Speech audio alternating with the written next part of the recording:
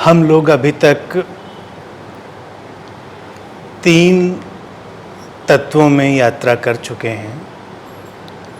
इस बार का ये जो देव्यो मिस्टिका मेडिटेशन का आयोजन है, ये इन 9 रातों में 9 तत्वों में प्रवेश ध्यान के माध्यम से, हमारी जो यहाँ की प्रेजेंस है उसके माध्यम से, वही इसका उद्देश्य है। और ये तत्वों का जो तरीका है, उसका जो क्रम है या उसका जो ऑर्डर है, वो एक अलग ही तांत्रिक विज्ञान या यौगिक विज्ञान की तरह से हमने रखा हुआ है। आमतौर से लोग बहुत ऑर्डर में जो किताब पढ़ते हैं चलते हैं, लेकिन हमने इसमें पहले चूँकि अग्नि से प्रारंभ किया, तो मणिपुर चक्र से प्रारंभ किया, सोलर प्लेक्सस से सीधे। और अग्नि से ही निकलकर बाकी 3 तत्वों का निर्माण होता है।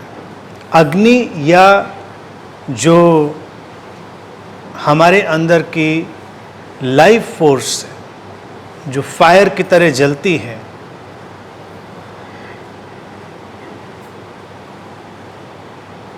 वो हमारे अंदर जीवन पैदा करती है, लाइफ को क्रिएट करती है। और उसके बाद फिर जो फंडामेंटल बेसिस है हमारी बॉडी के क्रिएशन की, पूरे ब्रह्मांड के, पूरे जगत के क्रिएशन की, कि सॉलिड, लिक्विड और गैस, ठोस, द्रव और जो गैसी फॉर्म है, वो किसी भी पदार्थ को हम इन 3 में ही तोड़ सकते हैं। और इन 3 में तोड़ने के लिए भी हमको ऊष्मा का, यानी कि जो हीट है, उसका एक अलग तरह से इस्तेमाल करना पड़ता है। जिसको आप ठंडा करना कह रहे हैं, वो भी उस फायर का ही एक अलग डिग्री में कन्वर्ट हो जाना है। यानी अगर हम पानी को भी फ्रीज कर दें तो हमको लगेगा कि यहाँ पर आग कहाँ है, यहाँ पे फायर कहाँ पे है, लेकिन एनर्जी है। You need certain kind of energy. आप अपने रेफ्रिजरेटर में भी अगर उसको फ्रीज करते हैं, किसी भी चीज़ को, पानी को, तो आपको इलेक्ट्रिसिटी चाहिए टेम्परेचर को डाउन करने के लिए। टेम्परेचर घटने या बढ़ने की जो भी व्यवस्था है, उसके लिए आपको एक निश्चित किस्म की ऊर्जा चाहिए। वो ऊर्जा हमारे सोलर प्लेक्सस से, मणिपुर से रिलीज होती रहती है कंटिन्यूअस। अब पृथ्वी तत्व की बात आपने समझ ली, जल तत्व की बात कल आपने समझ ली। आज हम वायु तत्व पर प्रयोग करेंगे, एयर एलिमेंट, या जो पदार्थ का हमारा तीसरा रूप हुआ, और ज़्यादा शटल हो गया, और ज़्यादा सूक्ष्म हो गया, फाइन हो गया, तो एयर एलिमेंट। और एयर एलिमेंट के लिए जो हमारे तांत्रिक और यौगिक सिस्टम में सेंटर है, वो है हार्ट सेंटर, हमारा हृदय केंद्र। एयर एलिमेंट, वायु तत्व हमारे हृदय केंद्र से संबंधित है। इसलिए जब वायु तत्व संतुलित होता है और बैलेंस्ड ढंग से अपना काम करता है, तो व्यक्ति के जीवन में प्रेम, शांति, करुणा उसके स्वभाव में आ जाते हैं, सहजता में। और अगर वायु तत्व उसका डिस्टर्ब हो, तो इनके ठीक विपरीत में चला जाएगा, अशांति में। प्रेम के विपरीत घृणा में नहीं, प्रेम का विपरीत घृणा नहीं होता, भय।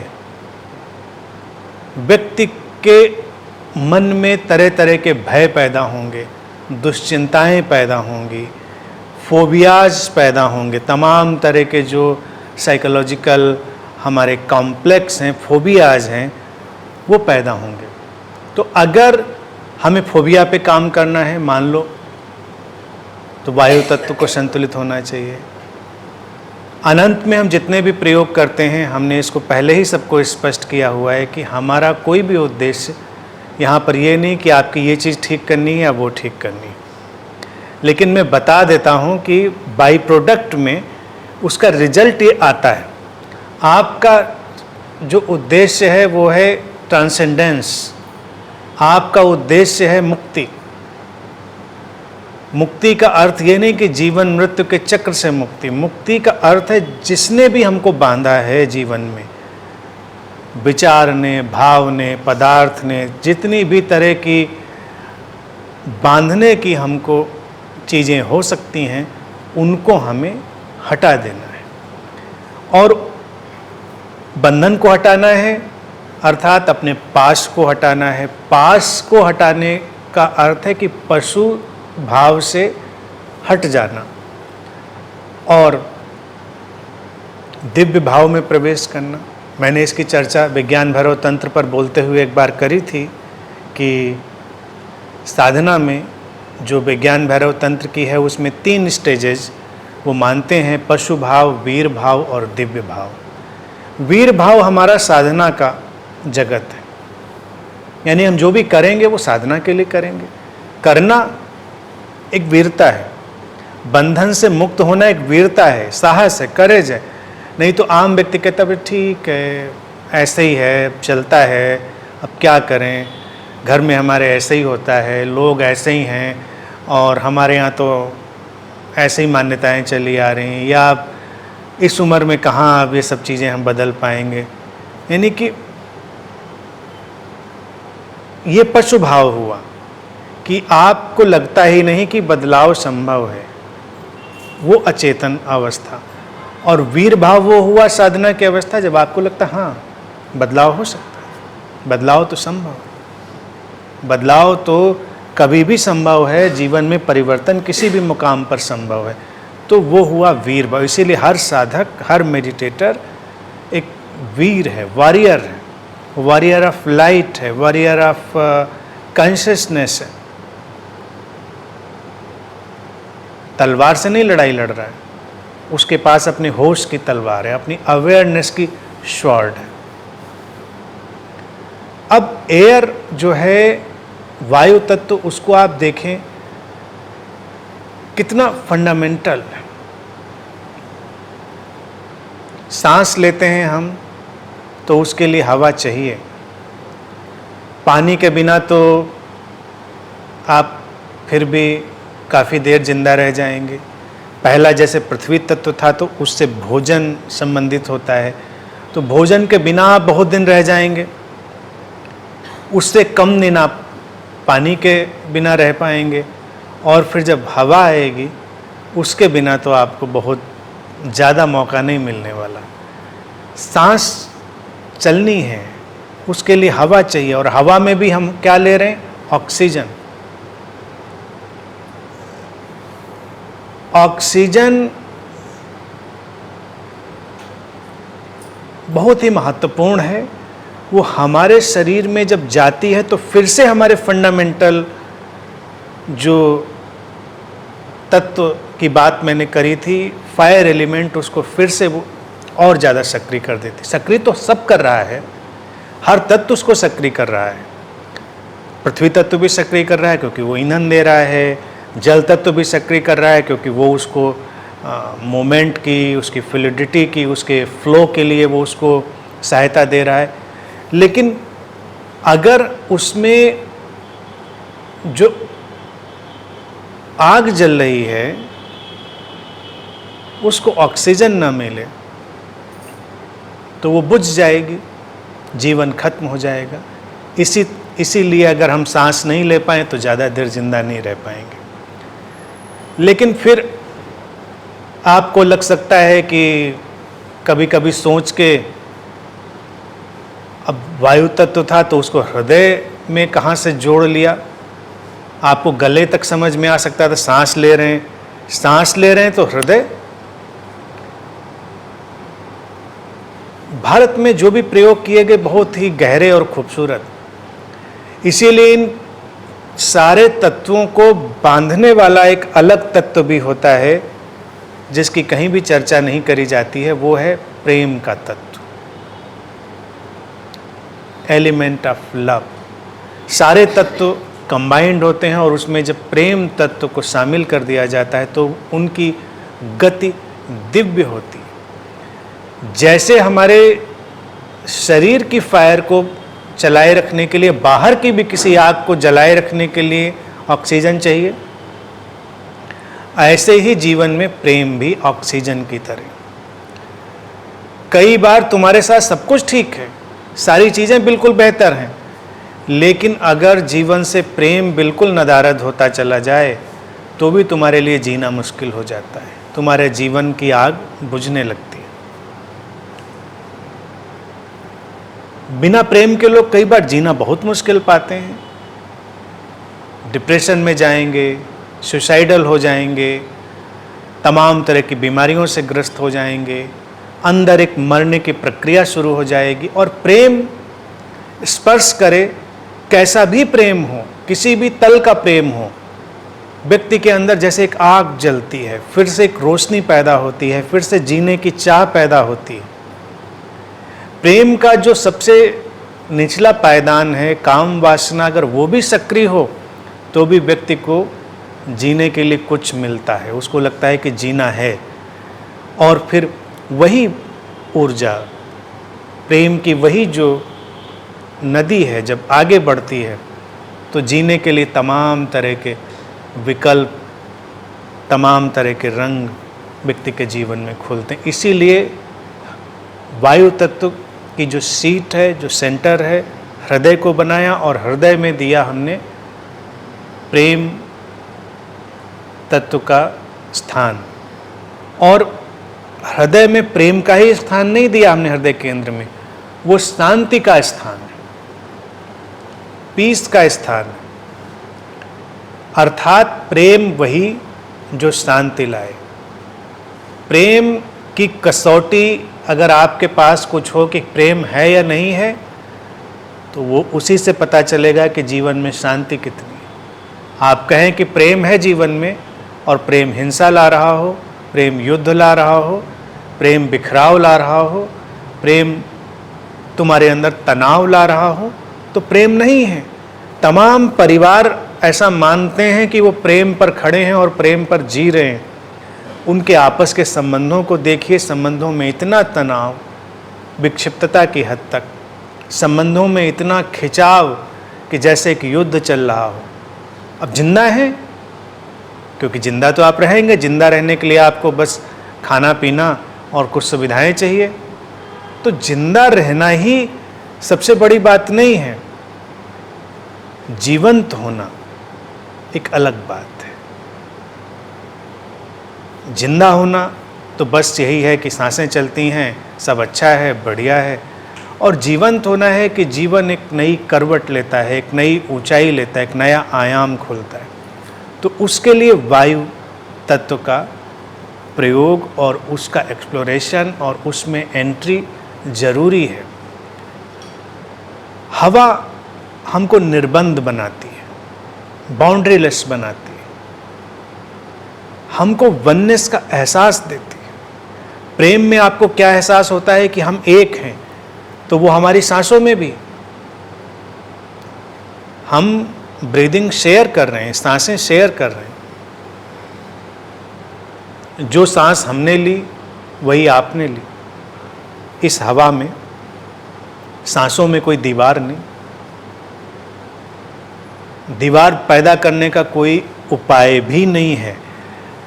और जो सांस किसी ने छोड़ी, वो जब तैरेगी तो उसको कोई पकड़ेगा। तो एट दैट लेवल हम इंटरकनेक्टेड हैं। हमारा ज्ञान भी हवा की तरह किसी सीमा को नहीं मानता, हर जगह से गुजरता है। तो इस चौथे और बहुत महत्वपूर्ण तत्व में जब हम प्रवेश करते हैं तो हम एक गहरी मुक्ति और गहरी आज़ादी का अनुभव करते हैं। इसके फिर बहुत सारे साइकोसोमैटिक इम्पैक्ट होते हैं, बॉडी माइंड पर बहुत सारे इम्पैक्ट होते हैं। जैसे अगर वायु तत्व शरीर में डिस्टॉर्ट हो जाए, कंटेमिनेट हो जाए, डिस्टर्ब हो जाए, असंतुलित हो जाए, तो आपका शरीर स्टिफ होने लगेगा। आपके जो जॉइंट्स हैं उनकी मोबिलिटी खत्म होने लगेगी, आपका चलना मुश्किल होने लगेगा। आप अपने तमाम तरह की जो दर्द की स्थितियां हैं जो आपकी हड्डियों में पैदा होती हैं उनके शिकार हो जाएंगे। और यही चीज़ आपके जीवन में प्रेम की कमी से भी होती है। आपके जीवन में प्रेम की एकदम से कमी हो जाए,